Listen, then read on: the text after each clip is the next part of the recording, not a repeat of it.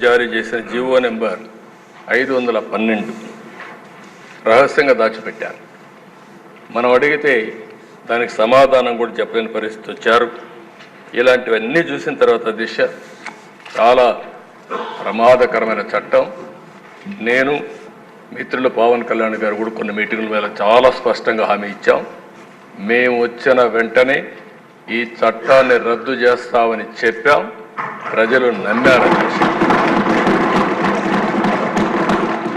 ఎంత భయంకరంగా అంటే దిశ ఒక అభద్రతా భావనకు లోనయ్యారు. మళ్ళీ దుర్మార్గమైన ప్రభుత్వం వస్తే మా ఆస్తులకు మాకు రక్షణ ఉండదు అనే పరిస్థితికి వచ్చారు.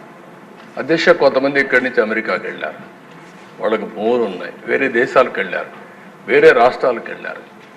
వాళ్ళు కానీ ఒక్కొక్కసారి రికార్డులు చెక్ చేసుకోకపోతే రికార్డులు మారిస్తే తర్వాత ఆ భూమి ఆటోమేటిక్గా డీమ్డ్ క్లాసిఫైడ్ చేసేస్తారు, నోటీసులు కూడా ఇవ్వరు.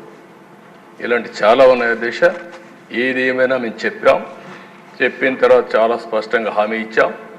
హామీ ప్రకారం మొదటి సంతకం ఏదైతే నేను చెప్పానో డిఎస్సి అని మొదటి 5 సంతకాల్లో ఈ ల్యాండ్ టైటిలింగ్ యాక్ట్ కూడా పెట్టి రద్దుకు ప్రతిపాదన పెట్టాం. మొదటి క్యాబినెట్లో దీన్ని ఆమోదించాం. మొదటి అసెంబ్లీలో దీన్ని మళ్ళా ఈ చట్టాన్ని రద్దు చేయడానికి ఇది ప్రవేశపెట్టాం. ఇది మా చిత్తశుద్ధిని మరొక్కసారి తెలియజేసుకుంటూ సభ్యులందరూ కూడా దీన్ని ఏకగ్రీవంగా బలపరిచి ఈ నల్ల చట్టానికి మంగళం పాడాల్సిందిగా మరొక్కసారి ప్రార్థిస్తూ ఈ ప్రభుత్వం ఏ మాత్రం కూడా అజాగ్రత్తగా ఉంటాం, ప్రజల ఆస్తులు కాపాడుతాం, ప్రాణాలకు రక్షణగా ఉంటాం. ఇలాంటి చట్టాలను ఎట్టి పరిస్థితుల్లో ఆమోదించమని మరొకసారి తెలియజేసుకుంటూ మీ దగ్గర సెలవు తీసుకుంటాం.